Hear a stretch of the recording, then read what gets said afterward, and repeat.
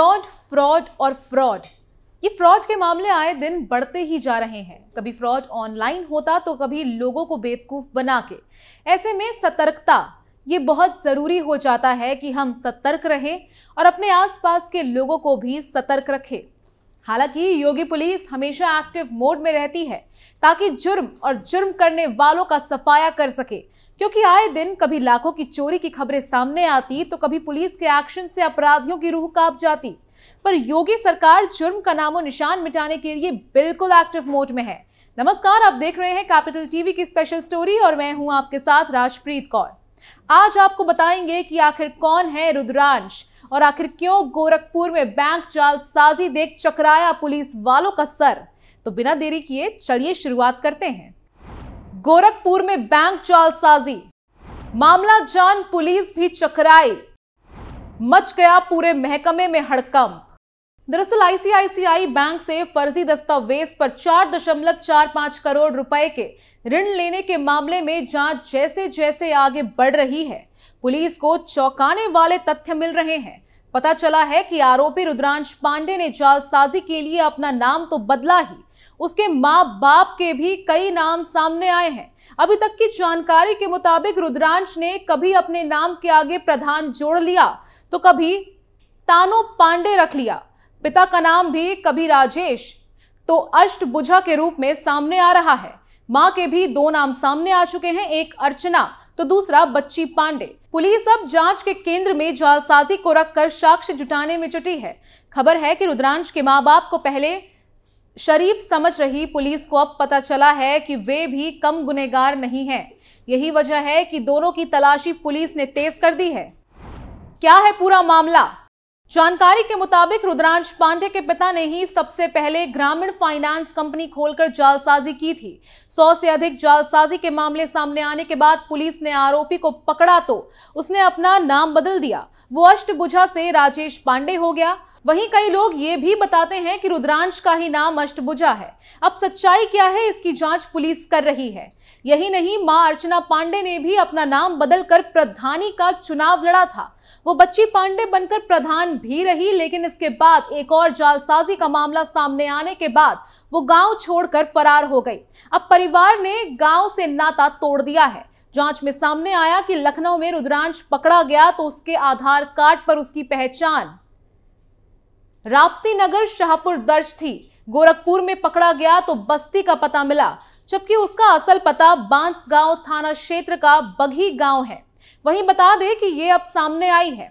उधर पुलिस आरोपी रुद्रांश पांडे के मां बाप के जालसाजी में शामिल होने की आशंका पर उनकी भी तलाशी शुरू कर दी गई है। उनके सामने ना आने की वजह से पुलिस का शक गहरा हो गया है। पुलिस उनका नाम केस में बढ़ाने की तैयारी में है। दोनों की पुरानी जालसाजी के रिकॉर्ड भी हैं, इस वजह से पूरा संदेह है कि इस नए जालसाजी में भी ये लोग शामिल हो सकते हैं। एसपी सिटी कृष्ण कुमार बिश्नोई ने कहा कि पुलिस की जांच में रुद्रांश के जालसाजी के कई मामले सामने आए हैं। रुद्रांश, उसके मां बाप के कई नाम होने की बात सामने आई है। हालांकि पुलिस बैंक जालसाजी के प्रकरण की जांच को साक्ष्यों के साथ आगे बढ़ा रही है। जल्द ही इस पूरे गिरोह का पुलिस पर्दाफाश कर लेगी। वहीं ये जालसाजी का कोई पहला मामला नहीं है, बल्कि ऐसे जालसाजी के कई मामले पहले भी सामने आ चुके हैं। चलिए उसके बारे में भी हम आपको अपनी इस स्पेशल स्टोरी में विस्तार से पॉइंट टू पॉइंट हर एक चीज बताते हैं।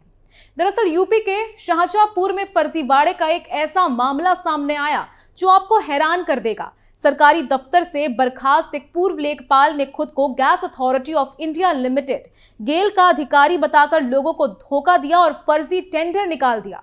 पुलिस ने बताया कि खुद को gas authority of India limited GAIL का अधिकारी बताकर लोगों को धोखा देने और फर्जी टेंडर निकालने के आरोप में बर्खास्त सरकारी अकाउंटेंट राम नरेश शुक्ला को गिरफ्तार किया गया है। क्या है पूरा मामला? उत्तर प्रदेश के हरदोई जिले के शाहबाद कस्बे में रहने वाले राम नरेश शुक्ला ने निगोही में एक फर्जी कार्यालय खोला था।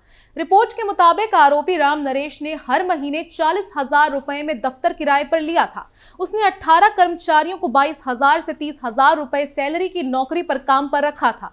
दफ्तर में सुरक्षा का भी कड़ा इंतजाम था। चाय वाले को भी इस फर्जी दफ्तर के बाहर ही सुरक्षा कर्मियों द्वारा रोक कर वापस भेज दिया जाता था। बता दें कि भूमि पंजीकरण में धोखाधड़ी के आरोप में उसे साल 2012 में लेखपाल के पद से बर्खास्त कर दिया गया था। आरोपी ने खुद को केंद्रीय सार्वजनिक क्षेत्र उपक्रम PSU गेल का अधिकारी बताते हुए उसने अपने कार्यालय से रसोई गैस पाइपलाइन बिछाने के लिए फर्जी टेंडर जारी किया था। इसके अलावा ये भी पाया गया कि उसने गेल में नौकरी दिलाने के बदले अपने कार्यालय में काम करने वाले लोगों से लाखों रुपए लिए थे। वहीं उसने पाइपलाइन बिछाने के लिए सर्वेक्षण भी करवाया था। हालांकि यह मामला तब सामने आया जब कुछ ठेकेदारों ने निगोही पुलिस स्टेशन में शुक्ला द्वारा जारी किए गए 3,200 करोड़ रुपए के टेंडर के बारे में सूचना दी और उसने 3 लाख रुपए का पंजीकरण शुल्क और 9 करोड़ रुपए जमा कराने के लिए कहा गया।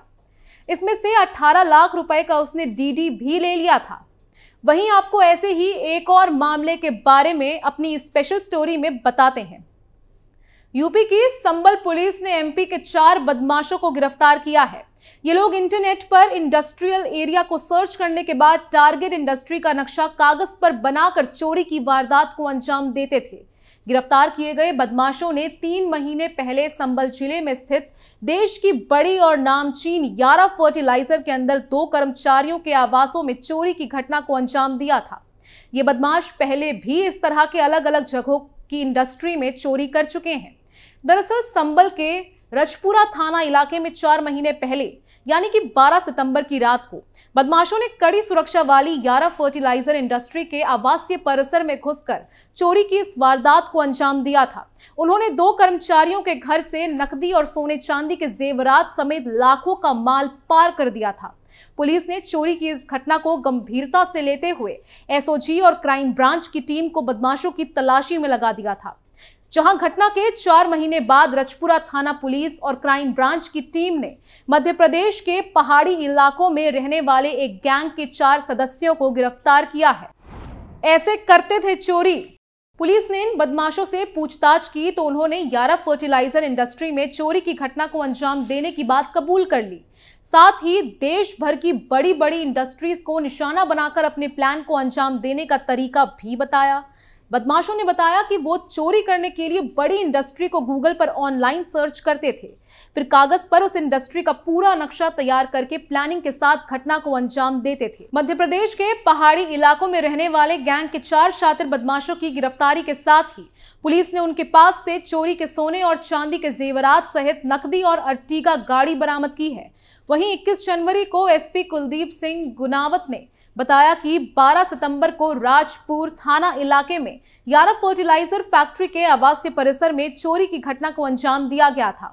इसी घटना में शामिल 4 बदमाश ननका, आजम, जितेन और दूलिये को गिरफ्तार किया गया है, जो कि मध्य प्रदेश के धार जिले के टांडा थाना क्षेत्र के जाली और बगोली गांव के रहने वाले हैं। इन बदमाशों के पास से पीली और सफेद धातु की ज्वेलरी, 1,20,000 की नकदी, एक अर्टिगा कार, 4 तमंचे, बैंक की पासबुक सहित कुछ अन्य सामान बरामद किए गए हैं।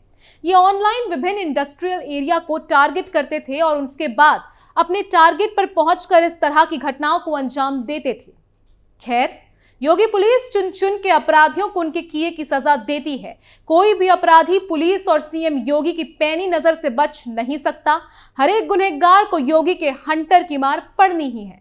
खैर, इस स्पेशल स्टोरी में आज के लिए बस इतना ही। बाकी तमाम खबरों के लिए देखते रहिए कैपिटल TV उत्तर प्रदेश। नमस्कार।